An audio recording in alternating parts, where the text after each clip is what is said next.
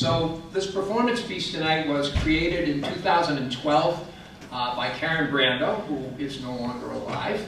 I think one of the reasons I want to tell you that is that I very rarely get to perform it because I am monolingual and there's a considerable amount of Spanish in this piece. So I wrote to Bob Neustadt here in Latin American Studies and said, gee, the last time we were on campus we met this terrific student, Rebecca Fouts, and we thought that you would do a great job of learning Karen Brando's part and performing this piece. And Bob said, that's a great idea. And Rebecca said, I will do it. And so there's an enormous amount of material here, both sung and spoken, that Rebecca has just jumped in with both feet. And we're just in tremendous admiration of her talent and her courage. So give a big hand to Rebecca Fouts.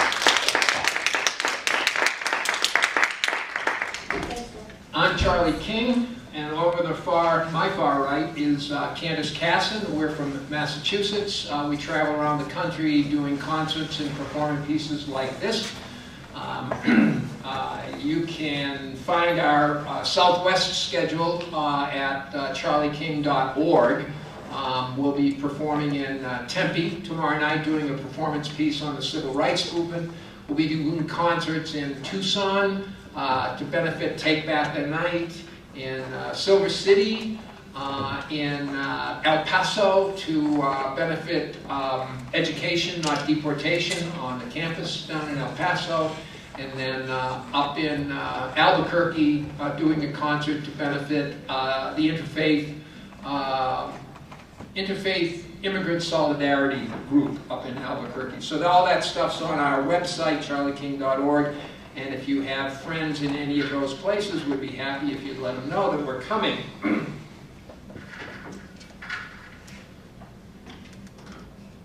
The other reason I wanted to say that this was written in 2012 is that it talks in the past tense about certain movements and certain organizing efforts that have been revitalized in the last 12 months. Since we elected another president. And so movements like the Sanctuary Cities movement and the enormous turnouts at airports when immigration bans were attempted to be put into place, these are things that hadn't happened when this was put together. So if we're missing any of the most current stuff, that's you can assume that we're aware of it even though we're not talking about it. So there. And I think that's really all I need to say. Let's just jump in, shall we? Cesar Chavez, you must understand, I must make you understand that we are, above all, human beings. Not better and no worse than any other cross-section of human society. We are not saints because we are poor. But by the same measure, neither are we immoral. We are men and women who have suffered and endured much. And not only because of our abject poverty, but because we have been kept poor.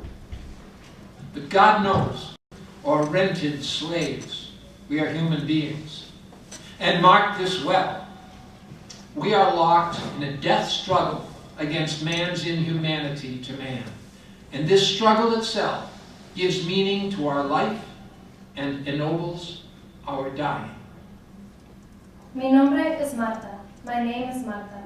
I came here with my parents from Mexico when I was a child. My parents were labor organizers in my country, and they fled to the U.S. after their lives were threatened by company owners. I attended college here, and I work as a union organizer. My parents have told me a lot about their story and about my ancestors' stories.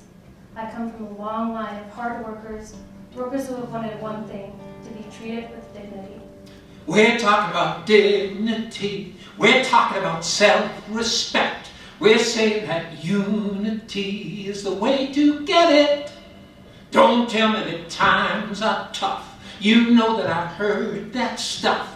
This union ain't gonna bust. You can just forget it. Some of my ancestors lived in what's now called California before it became part of the U.S.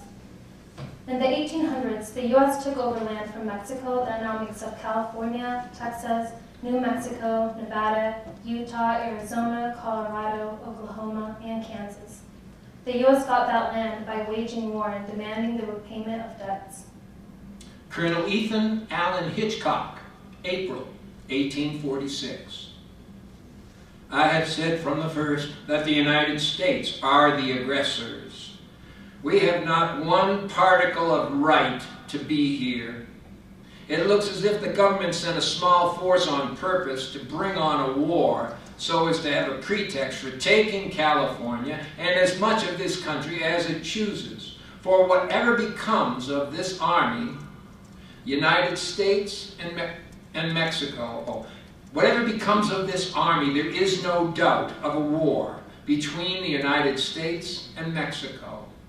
My heart is not in this business, but as a military man, I am bound to execute orders. The Congressional Globe, February 11, 1847. Mr. Giles of Maryland, I take it for granted that we shall gain territory, and must gain territory. We must march from ocean to ocean. We must march from Texas straight to the Pacific Ocean and be bound only by its roaring wave. It is the destiny of the white race. It is the destiny of the Anglo-Saxon race. In an early show of worker solidarity, Irish workers from New York, Boston, and Lowell organized demonstrations against the annexation of Texas. They called the war a plot by slave owners and asked for the withdrawal of American troops from disrupted territory. Some Irishmen formed the St. Patrick's Brigade and fought and died to defend Mexico. In 1846, Henry David Thoreau refused to pay his Massachusetts poll tax, denouncing the Mexican War, and was put in jail. When his friend and fellow writer, Ralph Waldo Emerson, visited Thoreau in jail, he asked, "What are you doing in there?" Thoreau replied, "What are you doing out there?" Thoreau thought the war was aimed at bringing Mexican workers into slavery. They say you'll lose a lot of jobs if you hold out. Well, under slavery, everyone's employed. We just can't sacrifice our solidarity. What good's a job if unions get destroyed? We're talking about dignity. We're talking about self-respect. We're saying that unity is the way to get it. Don't tell me that times are tough. You know that I've heard that stuff. This union ain't gonna bust. You can just forget it. After the war, Mexicans who had suddenly found themselves living in U.S.-owned territory were given the choice to become citizens or pack up their bags and move out. Those who stayed, along with millions of other workers from Latin America, have been at the forefront of movements for worker justice and have helped improve conditions for all workers in this country. My great-aunt, Luz Hernandez, came here in 1935 and worked as a cloak maker. Immigrant women and poor women, underpaid and overworked nearly to death, made most of the clothes people wore. Rose Pisoda, a Jewish union organizer, had been organizing women since she was an immigrant teenager in New York, making clothes and listening to the Women Talk Union. She worked her way up through the International Ladies Garment Workers Union, shouldered her way through the Boys Club at the top, and was in charge of more campaigns that you could count. She went to California and, in spite of too many lazy union officials and too little funding, the membership skyrocketed. She recognized that it was the Mexicanas, young immigrant women, who were the heart of the militant followers. By September, she was ready to take the cloak makers out on strike. The union leaders asked, Isn't it a bit late in the season, and aren't you supposed to be concentrating on the dressmakers instead? Rose answered, Mexican cloak makers and dressmakers will be the backbone of this union in the West. When the Mexicanos filled the jails, singing and shouting, she took the white men from the office down to hear them so they wouldn't underestimate the women again. Around the same time, my great-aunt, Maria Hernandez, and a few of her sisters went back and forth from Mexico to San Antonio, Texas, to work shelling pecans. In February 1938, my great-aunt sat on the porch with her sisters and watched San Antonio police force descend upon hundreds of striking pecan shellers who picked in the street. Tear gas filled the strikers' lungs while police batons plummeted their defenseless bodies. My aunts were terrified as they saw the contingent of officers marching in their direction. Paralyzed with fear, they stayed on their stoop until forced to the ground by the uniformed captors. "If you resist," one officer screamed, "we'll split your head." A few weeks earlier, 12,000 San Antonio, Texas pecan shellers, mostly Latina women, had walked off their jobs. A 3-month strike followed, in which the pecan shellers confronted both management and San Antonio politics.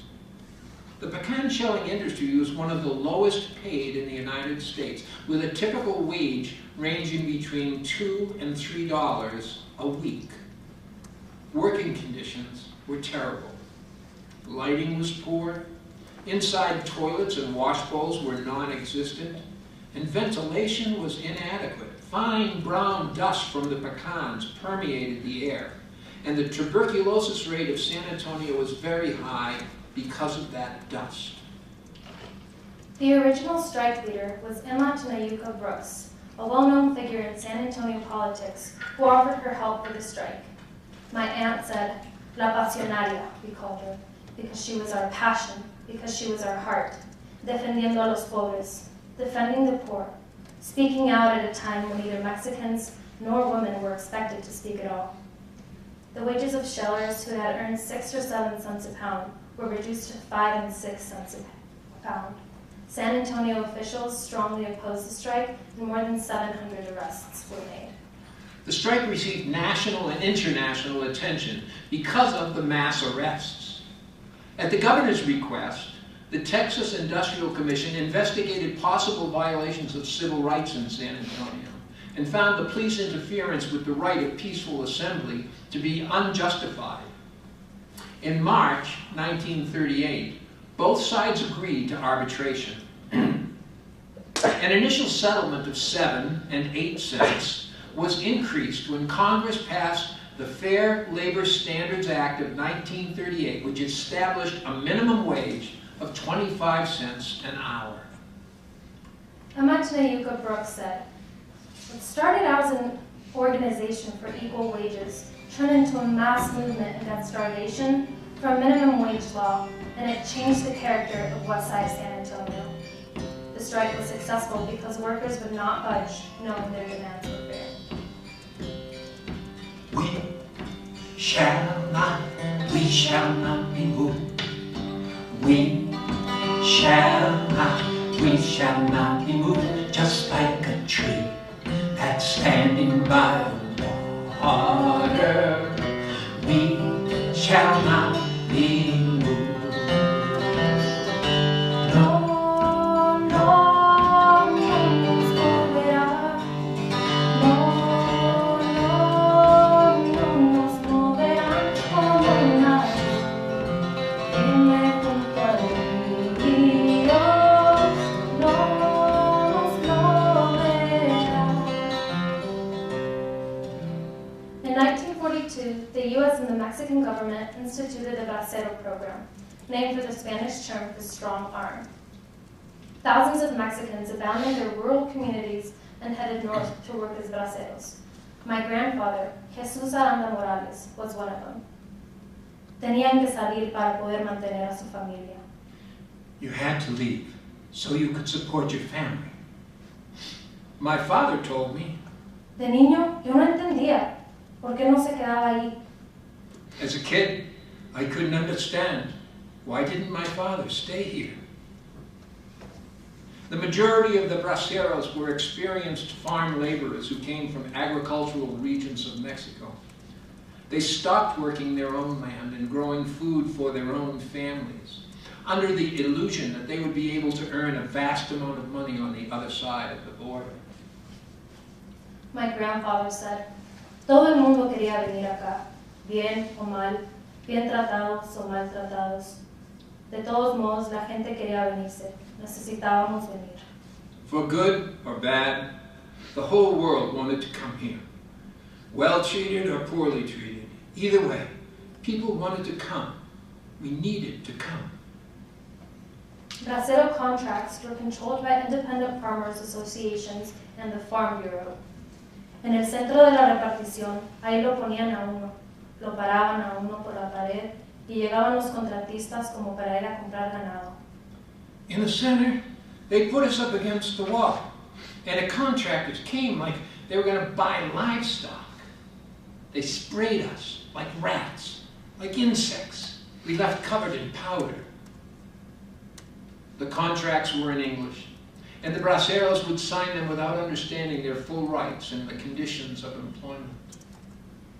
No, pues ahí a uno no le decían nada. Uno no sabía si le rebajaban o no. Well, they wouldn't tell you anything. You didn't know if they were taking the money away or not. When the contracts expired, the braceros were required to turn in their work permits and return to Mexico. The braceros would return to their native lands in case of an emergency, but only with written permission from their boss. The braceros labored tirelessly, thinning sugar beets, picking cucumbers and tomatoes, and weeding and picking cotton. Despite their enormous contribution to the American economy, the braceros suffered harassment and oppression from extremist groups and racist authorities.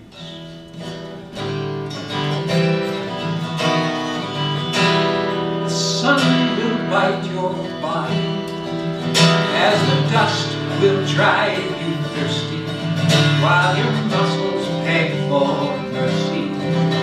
Bracero, when the weary night embraces sleeping shacks that could be cages, they will take it from your wages. Bracero, welcome to California, where the friendly farmers will take care of you, and the local men are lazy, and they make too much of trouble, and we'll have to pay them double. Bracero, but if you feel you're falling, if you find the pace is killing, there are others who are willing. Bracero, welcome to California, where the friendly farmers will take care of you. Nos discriminaban mucho a nosotros y a los negros. Nos sacaban de los restaurantes gabachos y de las tiendas. Nos intimidaban. They discriminated against us and the blacks. They removed us from white restaurants and stores. They intimidated us. This is a story my grandfather told me from his time in Hockney County, Texas in 1944. A farmer needed a large crew of pickers and called a labor contracting agent. Late one night, the agent took a crew leader and 2 or 3 laborers out to the farm to check out the work. They found a good crop of cotton, acceptable housing, agreed on a price, and promised to come out to work the next day. On the trip home, passing through Ropesville, the agent and the laborers stopped at the only cafe in town that was open. It was about 8 o'clock on a cold night, and they wanted a cup of coffee.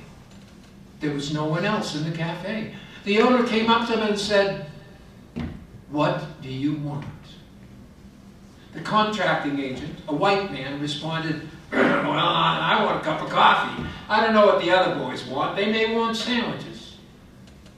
The owner said, I don't serve Mexicans. The agent replied, well, now, these boys are out here to help the farmers harvest their crops. They just agreed to come out tomorrow to work for Mr. Smith. I don't see anything so elegant about your cafe, and I don't see why you can't serve us a cup of coffee. The owner stated flatly, I'll serve you, but I don't serve Mexicans. No, the agent replied, you can't serve me either. And they all walked out.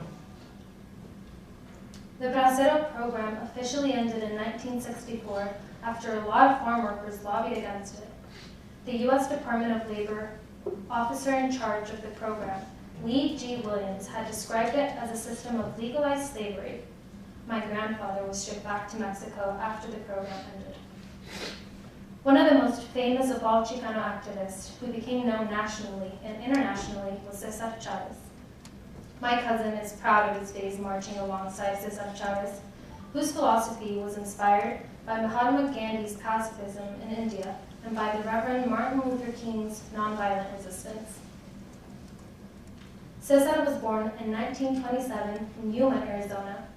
His father owned a 160-acre farm, but lost it during the Depression.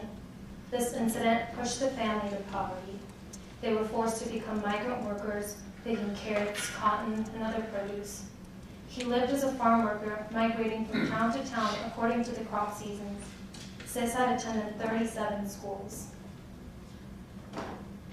In 1969, Cesar became the first Chicano to appear on the cover of Time magazine. He was portrayed as the Mexican-American Dr. Martin Luther King. He joined forces with other leaders and organized a boycott against grape growers. In 1969, Cesar wrote a letter to E. L. Barr, Jr., president of the California Grape and Tree Fruit League. Mr. Barr, our strikers here in Delano are well trained for this struggle. They have been under the gun. They have been kicked and beaten and herded by dogs. They have been cursed and ridiculed. They have been stripped and chained and jailed. They've been sprayed with poison used in the vineyards. But they have been taught not to lie down and die, nor to flee in shame, but to resist with every ounce of human endurance and spirit. This new harvest season will mark our 4th full year of strike. And even now, we continue to plan and prepare for the years to come. Time accomplishes for the poor what money does for the rich. The theme of the United Farm Workers Movement was De Colores.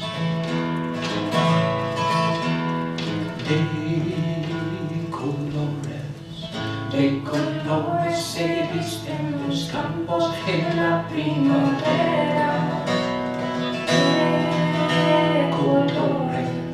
De colores son los pajaritos que vienen de fuera.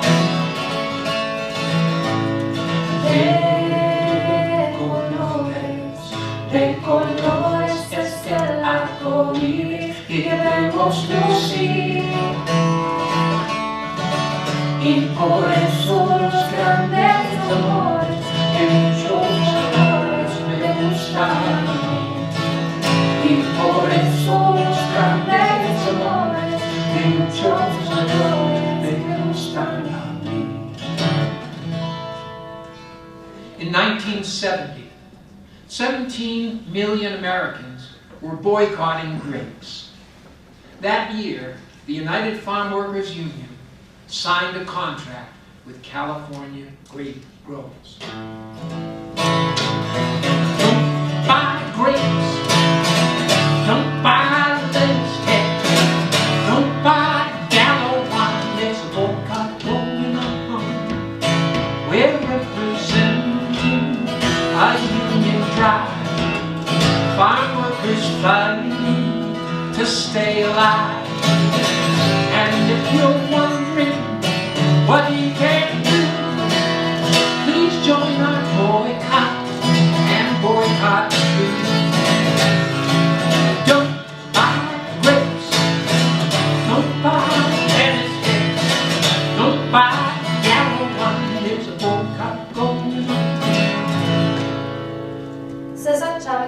alongside a woman of equal skill and strength, Dolores Huerta. She was born in 1930 to a union organizer father and a mother who owned a restaurant and a 70-room hotel, which often put up farm worker families for free. Her mother taught her to be generous and caring for others. Because of her mother's community activism, Dolores learned to be outspoken. After high school, Dolores attended the University of Pacific's Delta Community College and received a teaching degree. After teaching grammar school, Dolores left her job because, in her words, "I couldn't stand seeing kids come to class hungry and needing shoes. I thought I could do more by organizing farm workers than by trying to teach their hungry children."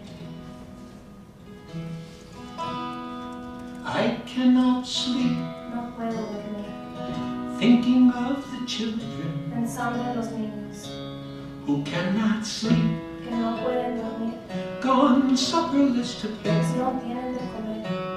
I cannot sleep Dormir no puedo, thinking of the young ones pensando en los niños who roam the road, sin un hogar, no place to lay their. donde descansar. If there were one, Si fuera uno, it would be cause to wonder. sería cosa de pensar. If there were one, Si fuera uno, it would be cause to weep. sería cosa de llorar. But they are numbered Pero no es uno, in so many thousands, sino que son miles, and for each one y por cada uno I cannot no sleep. puedo dormir. Dolores helped to win people the right to vote in Spanish, to take their driver's license examination in their native language.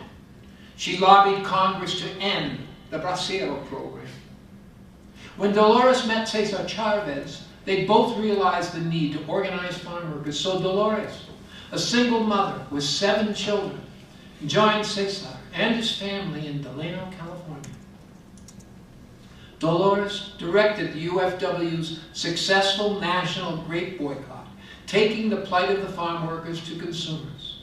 She often spoke about women's role in the struggle. Among poor people, there is not any question about women being strong, even stronger than men. They work in the fields right along with the men. When your survival is at stake, you don't have these questions about yourself like middle-class women do.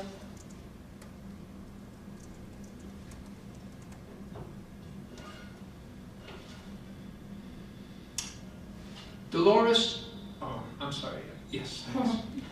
spoke out early and often against toxic pesticides that threatened farm workers, consumers, and the environment, and negotiated agreements that required growers to stop using dangerous pesticides. As a legislative advocate, Dolores became one of the United Farm Workers' most visible spokespersons. Robert F. Kennedy acknowledged her help in winning the 1968 California Democratic presidential primary, moments before he was shot and killed in Los Angeles. For more than 30 years, Dolores Huerta remained Cesar Chavez's most loyal and trusted advisor. As an advocate for farm worker rights, Dolores has been arrested 22 times for nonviolent union activities. Don't be a marshmallow. Walk the street with us into history. Get off the sidewalk. Stop being vegetables. Work for justice. Be by the boycott. In the 1980s, my relatives in the US were joined by millions of Central Americans who were fleeing political violence and economic depression in their own countries. Many of those people had years of experience of organizing under repressive conditions, and they brought new spirit and strength to the US labor movement. One example is Yanira Merino. She immigrated to the United States from El Salvador. Here is her story. They laugh and they tell us the unions are dead. Now it's every man for himself. Well, here in LA, there's a new union made, and I tell you folks, she's something else. Her spirit's unbroken, she's brave and outspoken, a steady, unquenchable flame. And she brought that fire to the sweatshop that hired her there. Now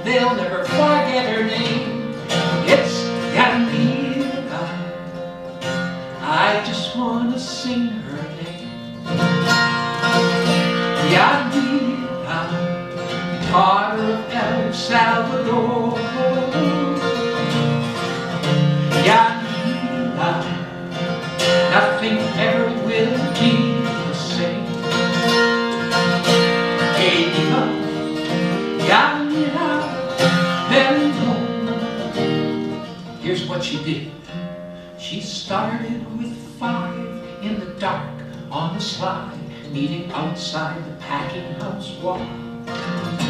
Then the 5 each brought 4 to show up at the door of the Laborers' Union Hall. 25 takes the game if they each take 3 names to sign up for a fight they can win. It snowballed in time till at last 89 voted yes, the union was in. Hey, Yanira, they all want to sing your name. Hey, viva, Yanira,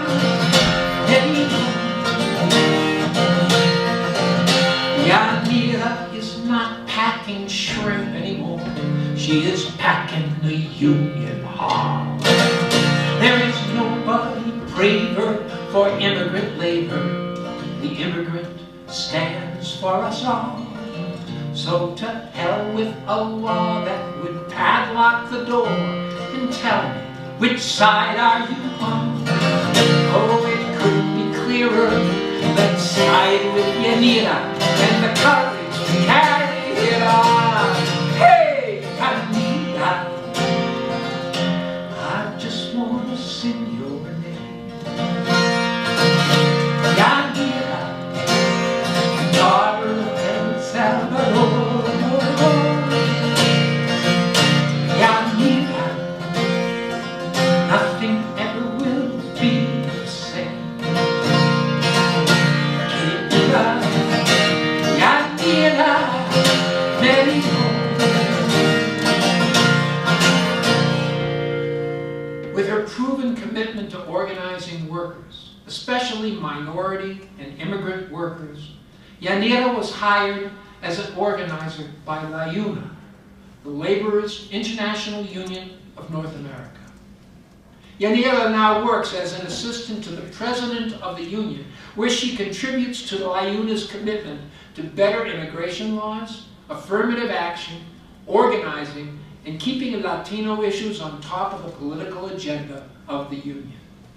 As millions of Central American workers migrated across the U.S. borders, some people stepped forward to assist them. The sanctuary movement began in the early 1980s to provide a safe haven for Central American refugees fleeing civil conflict. Sanctuary workers coordinated with activists in Mexico to smuggle Salvadorans and Guatemalans over the border and across the U.S. The movement responded to restrictive federal immigration policies that made obtaining political asylum difficult for Central Americans. At its peak, Sanctuary involved over 500 religious congregations across the United States that committed to providing shelter, food, clothes, and legal advice to Central American refugees. Movement members defied federal law, and many prominent Sanctuary figures were arrested and put on trial in the mid and late 1980s. They were inspired by the actions of the Underground Railroad, which helped hundreds of African American slaves escape to freedom. Then I awoke, no more I faltered, finding new strength for task we are shown. Sisters, brothers leaving their homes, their history, their people, all they know. They're fleeing their homes in Guatemala, Chile, Brazil, El Salvador. Fleeing from the prisons and war, through night and through Mexico, to our door where we sing, come on up, I got a lifeline, come on up to this train of mine. Come on up, I got a lifeline, come on up to this train of mine. My father managed to get a job in California as a janitor in a school, and ended up being part of the Justice for Janitors campaign. It all started when a small group of janitors staged a noisy demonstration in San Diego, shouting, "Mucho trabajo, poco dinero," lots of work, little money. Then it spread across the country. In Los Angeles, business owners had driven down the wages of janitors to a low of $4.50 an hour. As immigrants flowed into Southern California, powerful and wealthy building owners believed they had access to an unending pool of workers willing to work for nothing. But they got more than they bargained for when the janitors, many of whom had risked their lives to come to the United States, took on the industry to get higher wages and benefits, and won. The Justice for Janitors campaign has come to symbolize the power of the poorest immigrants taking on the richest CEOs and winning a fight that benefits the whole community. In their words, we learned that united we rise together. United we can raise wages and improve working conditions. United we can pass comprehensive immigration reform, and united we can deliver justice. They tell you tighten up your belts, that's what we need. We're lean and mean and something's got to go. Well, if they want to do away with waste and greed, don't tell the union, tell the CEO. We're talking about dignity. We're talking about self-respect. We're saying that unity is the way to get it. Don't tell me that times are tough. You know that I've heard that stuff. This union ain't gonna bust. You can just forget it. My older sister got married and moved to New York. The only job she could find was cleaning houses for rich people. She started to talk to other house cleaners and found out about the DWU, Domestic Workers United. They are Caribbean, Latina, and African housekeepers, nannies, and caregivers organizing for power, respect, fair labor standards, and to help build a movement to end exploitation. As a result of their organizing efforts, the state of New York passed the nation's first domestic workers protection law. My sister still works for rich people, but she's treated better and gets paid better. Like so many people, the events of September 11, 2001 touched my family. My sister's husband was a cook, working at the Windows on the World restaurant in the World Trade Center.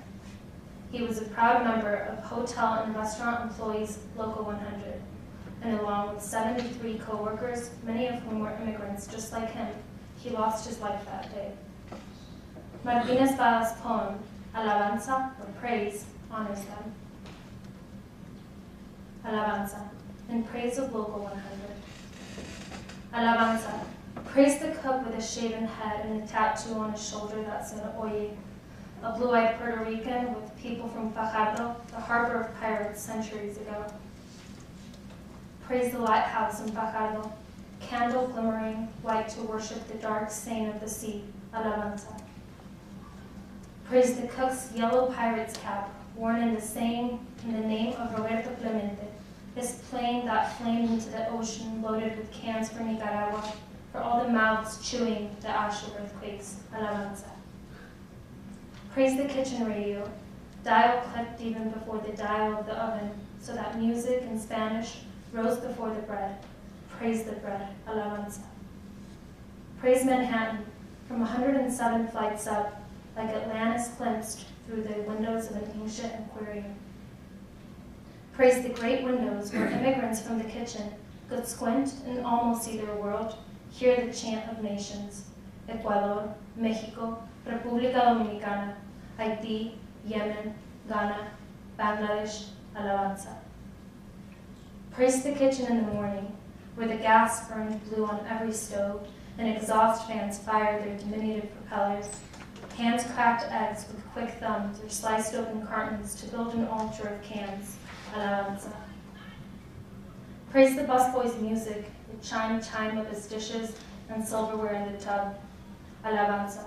Pray the dish dog, the dishwasher who worked that morning because another dishwasher could not stop coughing, or because he needed overtime to pile the sacks of rice and beans for a family floating away on some Caribbean island plagued by frogs, Alabanza. Praise the waitress who heard the radio in the kitchen and sang to herself about a man gone, Alabanza. After the thunder, wilder than thunder. After the shudder deep in the glass of the great windows. After the radio stopped singing like a tree full of terrified frogs. After the night burst the dam of day and flooded the kitchen for a time, the stoves glowed in the darkness, like the lighthouse in Fajardo, like a cook's soul. Soul, I say, even if the dead cannot tell us about the bristles of God's beard, because God has no face. Soul, I say, to name the smoke beams flung in constellations across the night sky of this city and cities to come. Alabanza, I say, even if God has no face. Alabanza. When the war began, from Manhattan and Kabul, two constellations of smoke rose and drifted to each other, mingling in icy air. And one said with an Afghan tongue, "Teach me to dance. We have no music here."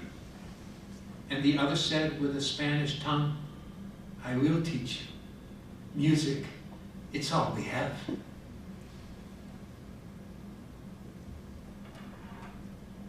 The first big labor action I was a part of was on May Day, May 1st, 2006, El Gran Paro Estadounidense, a day without an immigrant.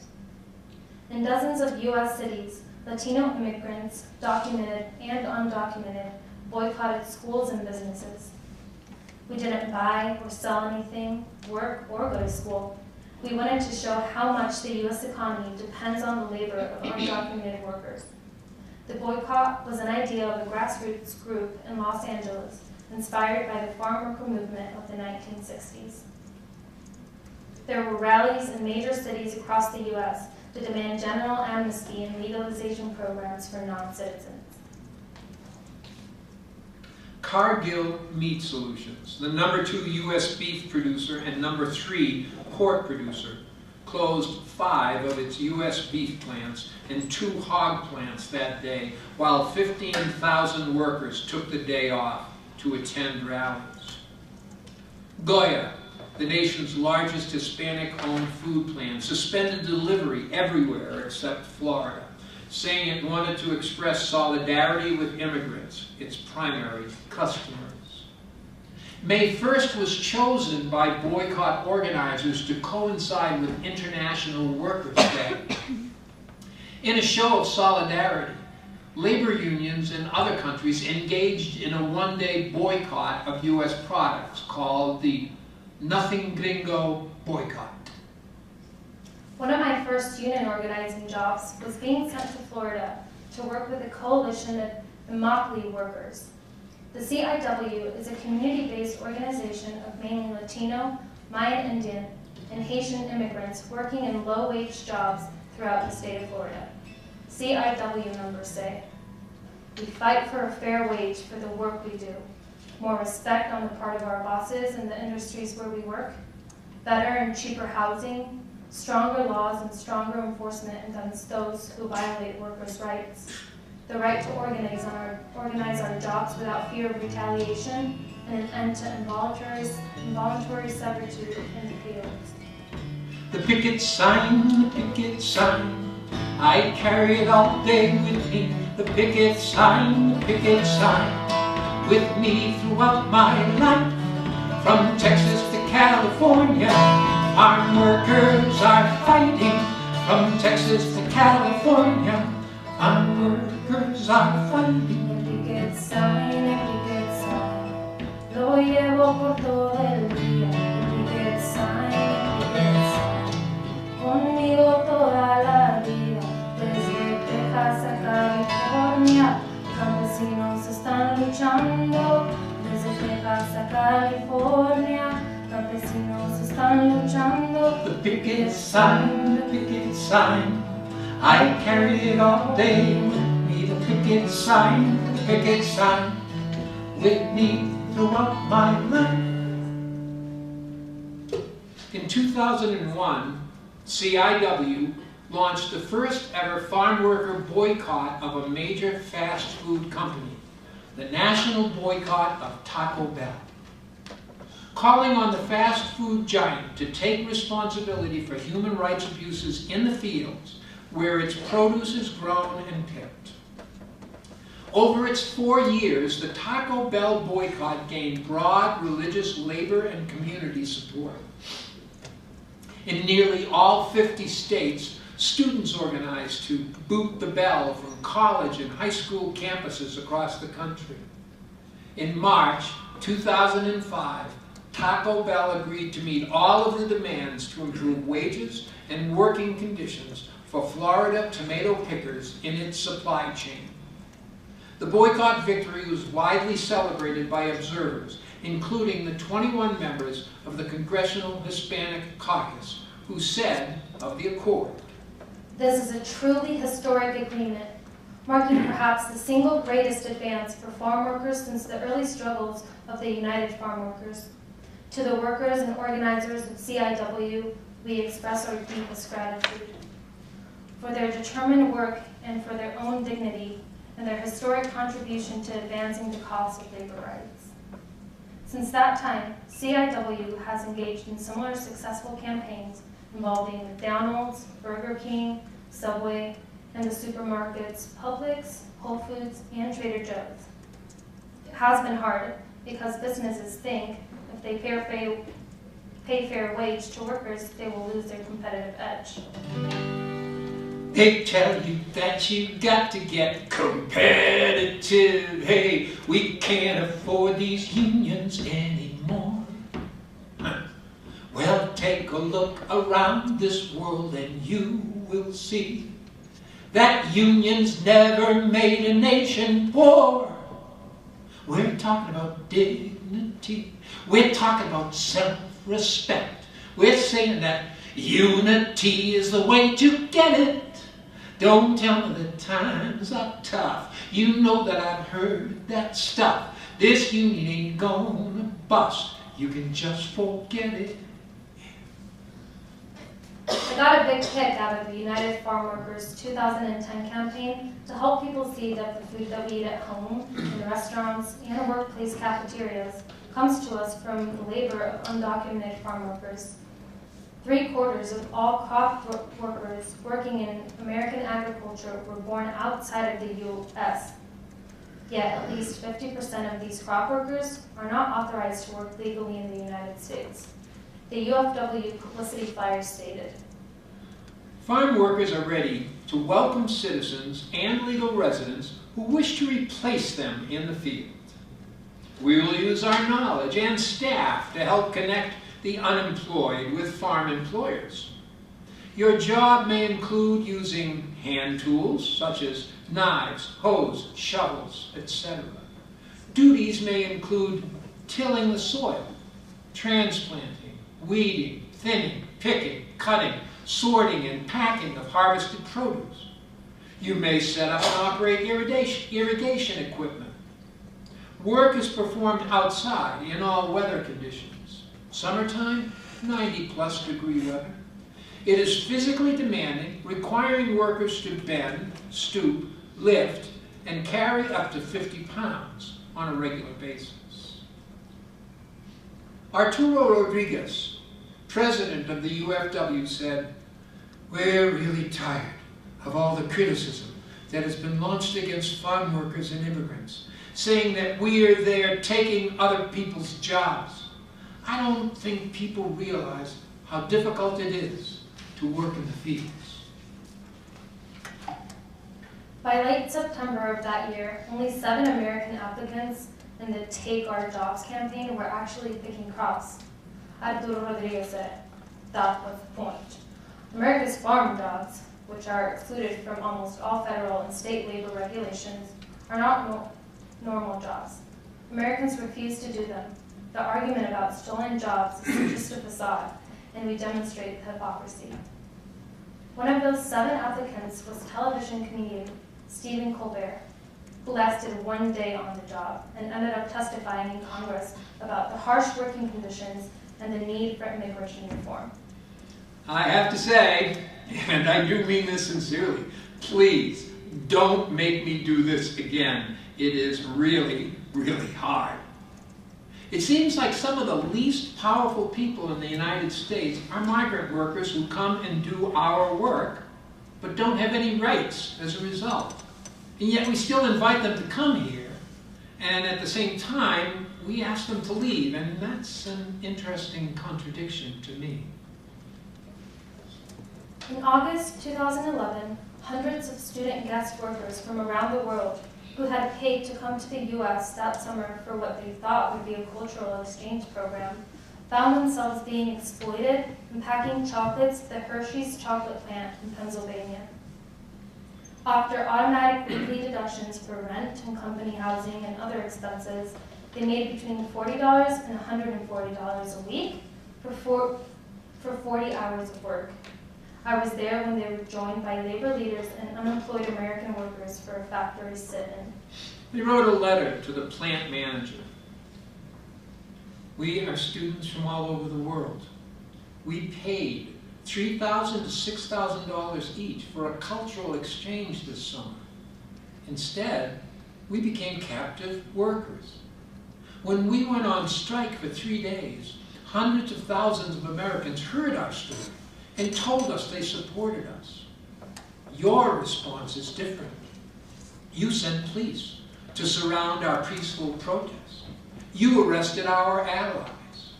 You haven't said a single word directly to us about our demands. We know that Hershey has made over $1 billion in profits this year, but ordinary Americans, they are struggling.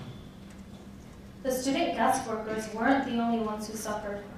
If Hershey hadn't chosen to subcontract to have its chocolates packed by exploitable guest workers, 400 workers in central Pennsylvania could have been hired for living wage union jobs.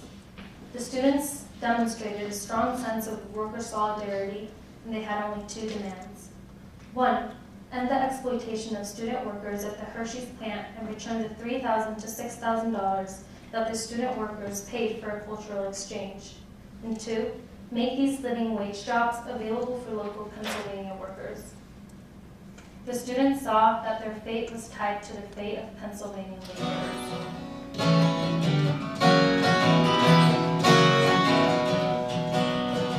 We may have come here on different ships. We're in the same boat now. We may have come here on different ships. We're in the same boat now. Some of us came here for freedom from hunger and from hate. Some of us came here to make it rich, and some of us came in chains.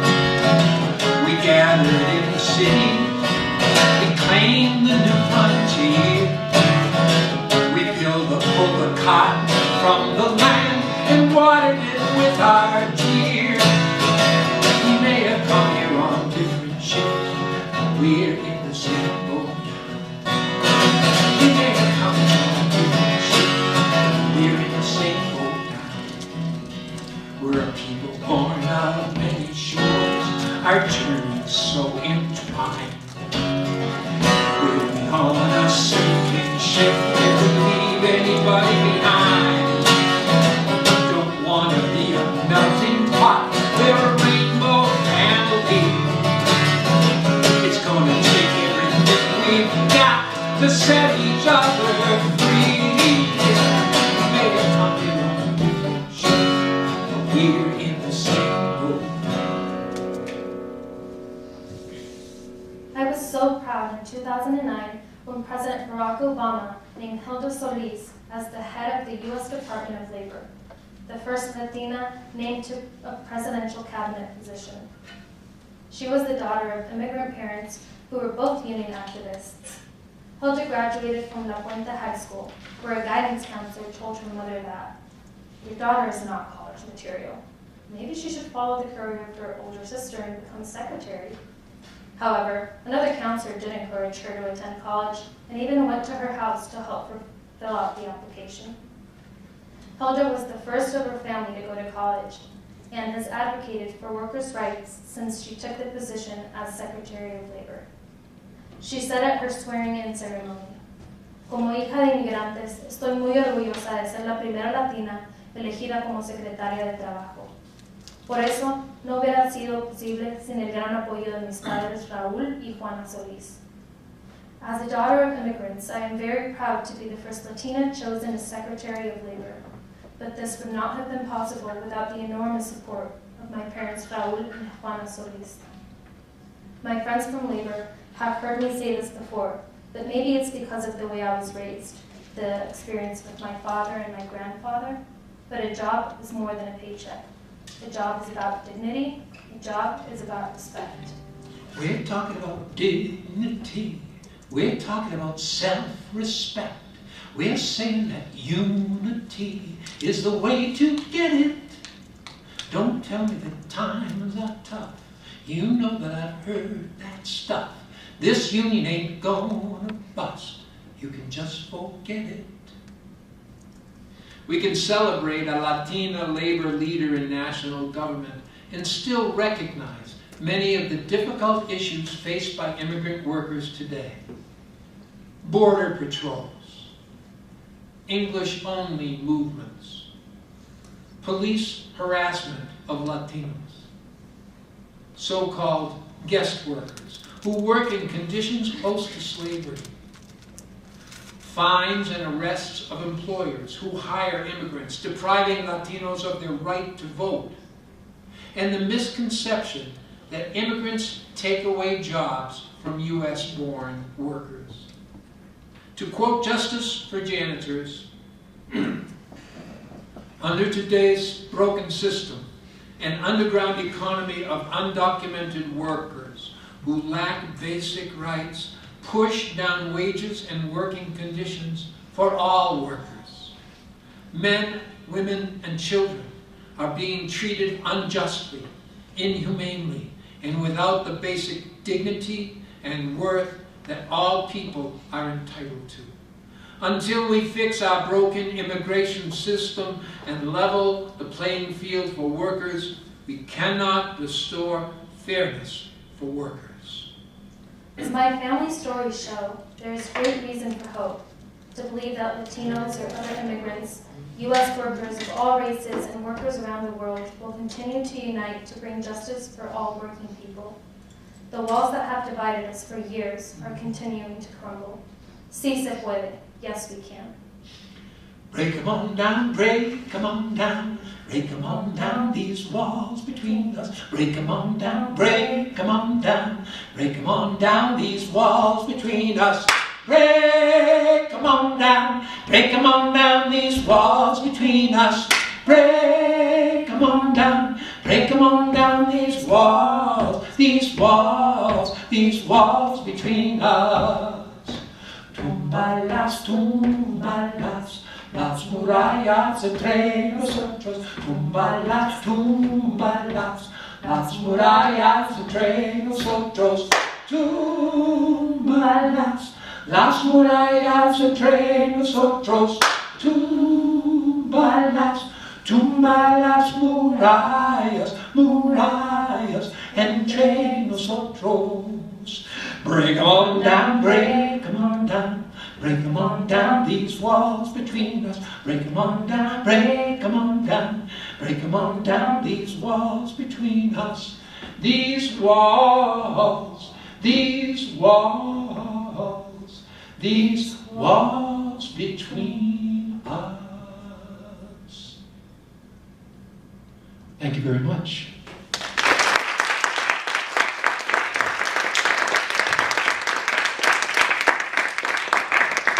Special thanks to Rebecca Fouts.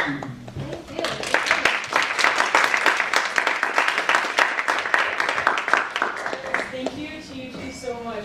It was an amazing presentation, and you did amazing. So another round of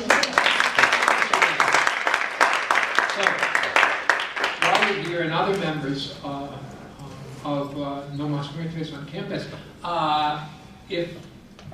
we have a little time left, and it would be great if you had any questions or stories to share or comments to make. As I said at the beginning of the show, a lot of this was in the spoken in the past tense about things that are still going on today. So if students want to bring us up to date on that stuff, talk about what's going on here on campus, talk about what's going on here in Flagstaff, or if you have a question or comment, you can stick your hand up and we'll try to take them as they come.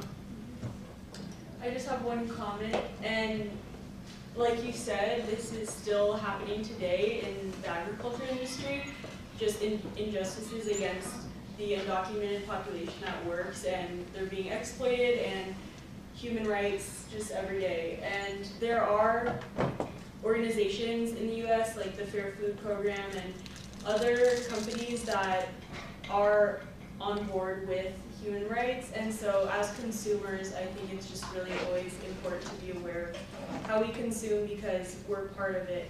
And yes.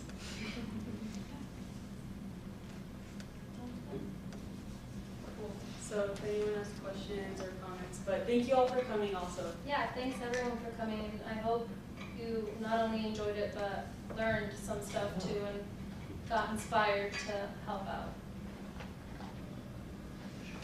All right. Yes? Could you explain a bit of the creation process for this presentation and how you selected certain figures for it and whatnot? Yeah. I'll do my best. The main character, Marta, is a fictional character. She was created by Karen Brando. I don't know if you heard the beginning, but the performance piece was written by Karen Brando. I worked a bit with her on the script, but basically she did the research, she dug up all the historical quotes, and then we worked together to come up with the images. And we also worked together to find songs that came out of political struggle, especially immigrant justice political struggle, and to weave them into the performance piece. And the thought being, and this is especially true, we'll be doing this show, a shortened version of this show, to a middle school in Tucson in a couple of days.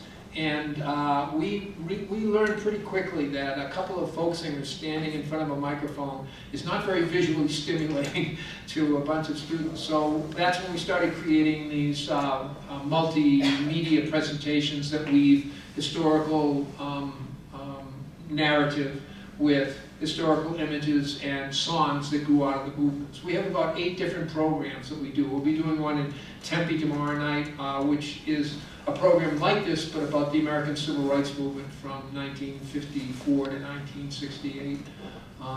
If you have friends in Phoenix area, it's free and open.